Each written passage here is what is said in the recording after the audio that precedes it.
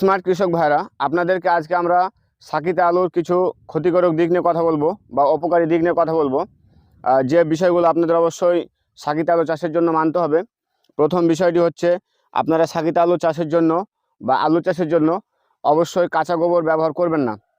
কারণ কাঁচা গোবর ব্যবহার করার কারণে বা কাঁচা লেয়ার ব্যবহার করার কারণে আপনারা আলুতে দাগ রোগ বা স্পট রোগটা অনেক বেশি আসে, তাই আপনারা গোবর থেকে এড়িয়ে চলবেন। দ্বিতীয়ত হচ্ছে, সাকিতে আলু স্বল্পমেয়াদী হওয়ার কারণে এটা আপনার পানির অত্যন্ত কম প্রয়োজন পড়ে আলু চাষের জন্য, এবং এই সাকিতে আলুতে সবথেকে বেশি পানির প্রয়োজন কম পড়ে, তাই আপনারা সাকিতে আলুতে পানি দেওয়ার সময়তে বেশি পরিমাণে পানি ব্যবহার করবেন না।